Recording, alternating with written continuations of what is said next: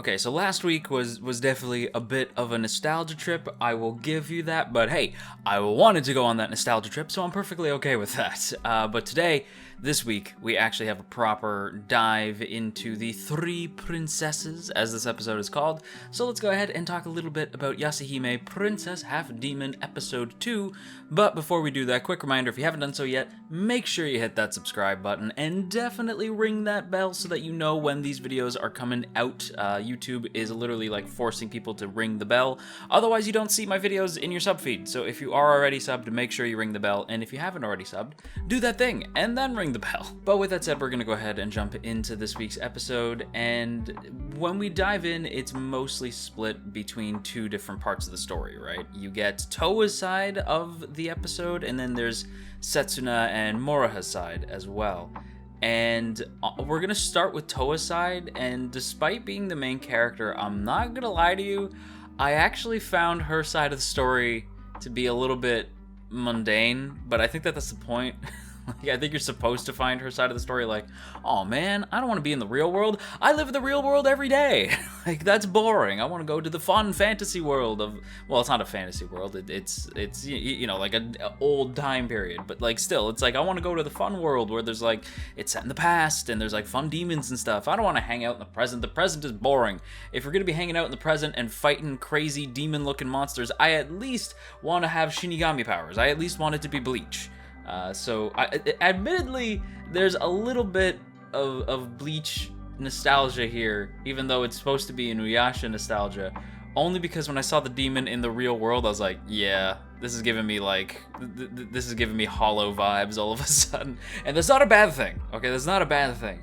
But I did have to establish that, yes, there is some slight sort of like, when they go to the real world, it sort of makes me think of just stories like that. Maybe not necessarily Bleach, but it doesn't necessarily make me think Inuyasha. But I like that, like, and again, I will give them this. It's not that I disliked anything to do with the Towa side of the story. It just, I kind of wanted to focus on the Setsuna and Moroha side because it seemed more entertaining. But you need the Towa stuff in order to really set the groundwork for what's going to be going on for the rest of the series. I hope we don't stick here, because again, I will give them credit. I like that they're sort of fleshing it out to be a bit different from what Inuyasha was, where like a lot of Inuyasha was set in Inuyasha's time period instead of Kagome's. But I like that they are sort of showing that it's like, no, this time the present, like the modern day, is going to actually play a little bit more into the story than it did in the past. However, I hope it doesn't stick with that, because when I think of Inuyasha, I do think of like feudal era Japan with like demons and stuff, and that's sort of where I want the series to stay.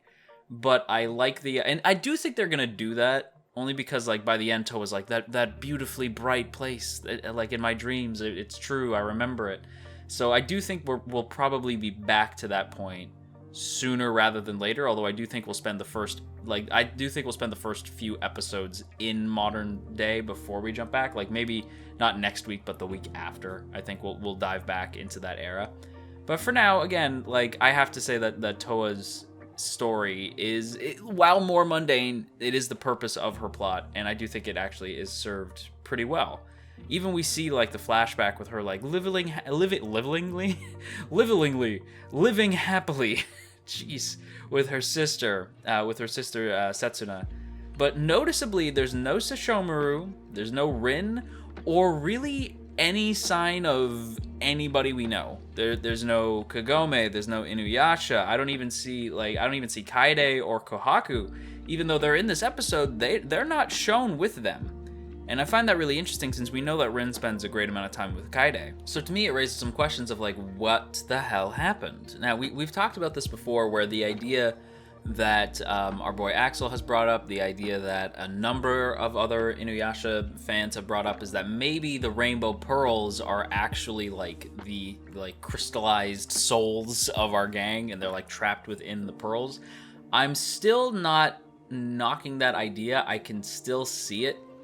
Especially since the pearls seem to sort of coincide with like a specific family member of each group, right? Like, I think it still works, but it's strange to me that Rin and Sesshomaru are just nowhere. in Towa and Setsuna's story. And I think to me it's going to set up this like really interesting dynamic that even if they do rescue them, like so much time has passed and they lost so much time with their kids that it's not like, and if they come out of these, like if when they come out of these crystals, are they going to be the same age that they were when they were trapped in there, which would make them like basically not that much older than we remember those characters. It's going to be interesting. But I did think that the whole opening scene with Towa and Setsuna really set the tone quite well. Even as I'm watching it, knowing what's going to happen didn't make it hurt. It didn't make it hurt any less. It's one of those things where even though you know something's about to happen, you're still like, oh god, like run, you know what I mean? Like when you know a character's, as an example, like when you know a character's definitely gonna bite Zadustle in a scary movie, you're still thinking like, run, like get out of there, right? Like you're still having that like, oh no, even though you so know what's gonna happen. Whether you've seen it in the trailer or in this case, the story has to progress to this point because it's the setup of the plot that Towa gets whisked back to the, well, not back, but sent to the present. Even though you know it's coming, seeing them be so happy together and how Towa starts off as more of the adventurous type as opposed to Setsuna, who would later end up becoming very stoic, but in the past seems very sweet and kind and maybe like needs a bit more protection than Towa does. Seeing the two of them like just sort of goofing around in the forest together, like you actually do want to see them stick together, so when eventually and inevitably they are separated, it really hurts and you're like, oh, now I'm sad. Even though I don't know why I'm sad, I barely know these two. So I have to give them credit there. Like again, I'm not really like, I'm not going into this with this like mentality of like, oh, they're the characters, they're the descendants of the characters I like, so I have to like them. Like, no, I expect them to be strong characters on their own. And immediately I gave a shit. Like immediately I cared about what happened to Towa and Setsuna, and that only amplifies by the time we actually get to the modern day. Even though I found Towa's side of the story to be dull, I love Towa immediately. I'm like, this character is cool, and I want to see more from her. I just think that she got the more boring stuff to do. And then she gets sort of separated. Like when we get to the separation thing, basically fire erupts in the forest they're in. And I almost wonder if this is going to become a plot point. But yeah, fire separates the two. And Towa is like whisked away by what Moroha later in the episode refers to as the Rainbow Corridor. Big missed opportunity to call it the Rainbow Bridge. But I suppose the Bifrost probably not very active in Japan at that time. But still, the Rainbow Corridor. I like it. It's kind of cool looking. But it is very random. Right? Like, the way the Rainbow Corridor seems to work is insanely random. I see no logic yet. I have a feeling that we'll find out a lot more about how the Rainbow Corridor works as the series goes on. And judging by the fact that it's Inuyasha, I have a feeling that most of this is probably going to be explained, whether that's in the show or through those little, like, what are they, like those little like definition card things that they've been putting out. I'm not sure how it's going to be explained, but I expect the Rainbow Corridor to be explained. But yes, this basically separates Towa from Setsuna, and it seems to have a sort of like, it's not that you like it that it opens and you walk through the corridor. It's more like the corridor sort of like pulls you into it. Since Towa clearly doesn't want to go through the corridor, she's trying to get back to her sister, but it pulls her through. And when she gets pulled through, she gets yanked into present day. And she's at the Higurashi estate, right? Where the Tree of Ages is. And I was like, oh shit, like I kind of remember this place. Again, it's been ages since I last saw Inuyasha, so forgive me if there's some stuff that I'm forgetting. But it's either is it the Tree of Ages? It's one of the, it's the tree in front of the Higurashi estate. You remember the one. So I was like, oh shit, we're here. How did we get here? I thought you had to go through the well to get here. I don't know what's happening anymore. But eventually, when she wakes up in modern day, who does she bump into but Sota? And I was like, hey little man, what the hell? He's not little anymore. He is a grown-ass man. And I was like, oh wow, they're really trying to tie these characters together. Like, the Higurashi family is now really intertwined with the past. And I kind of like it. Like, I like that it's almost like a destiny that pulls these two family trees together. Like, Inuyasha and Sesshomaru's, like, that family is forever tied to the Higurashi family in some way. And it's really cool, like, to me, that I'm like, it would have been all the sweeter, I think, if it was Moroha, but I think it's more interesting that it's Towa. Because, like, if it was Moroha, it's like, oh, like, Sota gets to, like, play, like, a sort of adoptive father to his niece, right? But in this, it's like, no, it's Sesshomaru's kid. So it's like, Sota is still tied in with what's going on with Kagome and Inuyasha, but, like, it's not even their kid, it's Inuyasha's brother's kid. So to me, it's like, it's just interesting how the family tree, like, connects and ties and how everything comes together in a really kind of neat bow. I wouldn't have picked, again, as I said, I wouldn't have picked Towa to be the one who goes back and Towa to be the main character. Well, I mean, main character in quotes, but, like, she is basically the main character. I know it's like the three of them, but you know, it's Towa's leading the charge between the three. You know, she's the Buttercup of the three, or not Buttercup. Is it Buttercup? I don't know. I don't really remember Powerpuff Girls. It's not Buttercup. Is Blossom? Blossom? Yes, it's Blossom because Bubbles is the blue one. Okay, yeah. Okay, so Towa is Blossom. Okay, so she's kind of the main character. Or at the very least, leading the charge. But regardless, I think that the Sota dynamic is really sweet.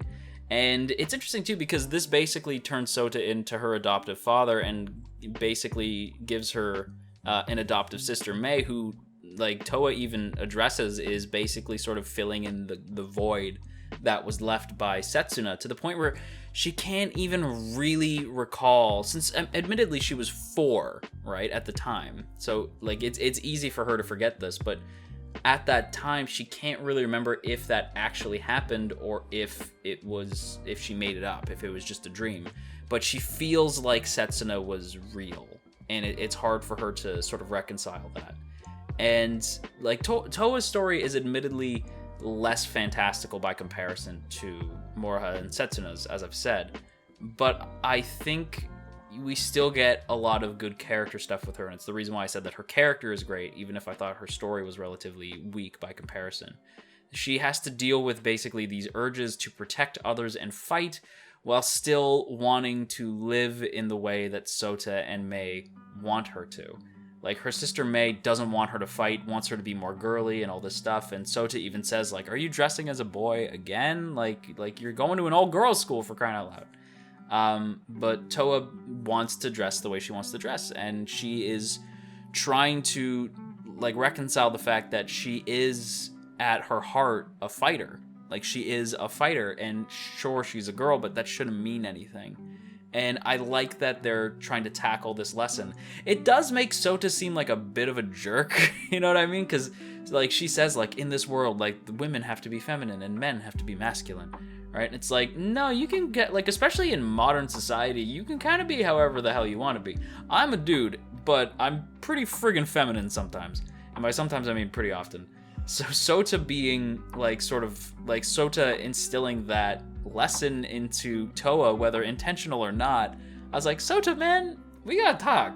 But it's interesting, right? Because it does put Towa into this position where, if we're looking at the hero's journey, right, we've already had the call to action being the Rainbow Corridor, but it means that Towa has spent 10 years stuck in the refusal of action phase of her journey. But thanks to the whole Rainbow Corridor thing, by the end of the episode, we eventually get to the supernatural aid part of the hero's journey.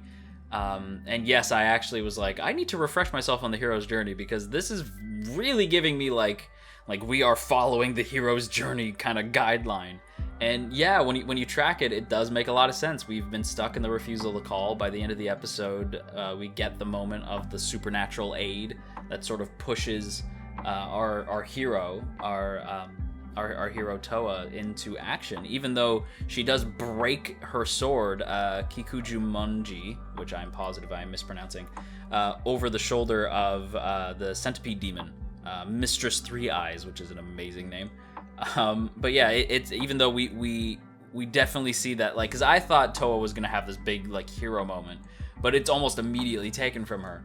And it sort of ends the episode on this like, oh snap moment of like, what does this mean? But yeah, I really like what they did with Towa's character. I think Towa's character is really strong. The story itself, I'm like kind of weak. There's like this like bully angle, and the bullies like literally kidnap and then like hold a knife to Mei, and it's like, okay, that's a little goofy. And Towa has again, as I said, Kikuchu Monji, this like super badass katana, and I'm like, where did she get that? Like, I guess she got it from the Higurashi Shrine, but like, is she allowed to have that? Like, is Gramps not mad? Or I guess in this case now, Great Gramps not mad that she has that? How is Great Gramps still alive? Story for another day. Man is hella old, but like, it's just that there's aspects of the episode that I'm like, what? Like, you know what I mean? Like weird little things, but this episode definitely did have like a lot more of an uphill battle, since it's dealing with the fact that it has to reintroduce characters like Kohaku, while at the same time introducing you to the 3 new characters that we're going to be following, as well as other new characters as well. Hisui is like also involved, but that's sort of going more into Setsuna and Moroha's side of the story, which we can pretty much dig into now. But again, I think Towa's character is starting really strong. I do want to see her get more involved with the feudal era, because I feel like that will make her story a bit stronger. But on that end, we'll have to sort of wait and see. But with Setsuna and Moroha's side of the story, we definitely get, we don't get it as much, but what we are given is more intriguing, I think. Setsuna and Moroha obviously were stuck in the feudal era, meaning Moroha is raised mostly, I think, by herself, like no one really around, and it's made her a bit cocky. Like, she definitely takes after Inuyasha in that sense, whereas Setsuna seems to have been raised by the demon slayers. Like, she seems to have been raised by like Kohaku and Kaede and stuff like that. Moroha seems to have been completely on her own, which I have trouble buying. Like, I have trouble buying that Kaede and Kohaku wouldn't have taken Moroha under their wing, you know what I mean? Like, I can see her being like a problem child, but her like never meeting Setsuna seems weird to me. Only because Setsuna is clearly wearing Demon Slayer armor. So it's like, okay, if Moroha was being raised by Kaede, or being kept watch by Kohaku, it doesn't make sense that they wouldn't have met. So I'm like, okay, so Moroha has to have been on her own. Even her clothes feel like they're sort of like on her own. I believe it's the same clothes that her dad wore. Because I mean, it's literally like, we'll get into it when we talk design, but it's literally Inuyasha's clothes, just smaller. But I do think it's that they have a really cool connection. Like, Setsuna and Moroha have a bit of a back and forth at one point, and we see that this is their first proper meeting. Like, Moroha even says like, oh, so your name is Setsuna, huh? Okay, Setsu-chan. And it's like, don't call me that. Like Setsuna's very like, do not call me that. I'm not playing this game with you. You're dead. I am a demon slayer. You gotta die. And Moroha's like, Demon Slayer? That's cute, right? Like, you just, like, I like the back and forth. Setsuna and Moroha feel way more like Inuyasha and Sesshomaru than Towa does. Like Setsuna and Moroha seem to have fallen into their parents' personas in a way. And I think that that's really neat.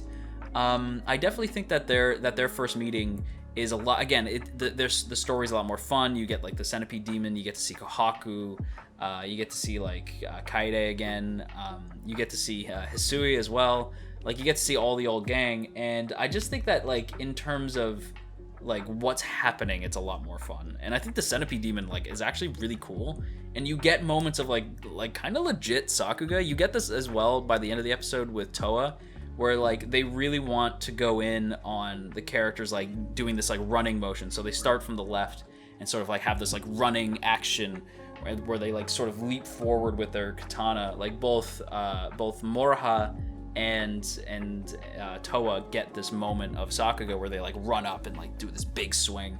The difference is that Moroha steals this episode.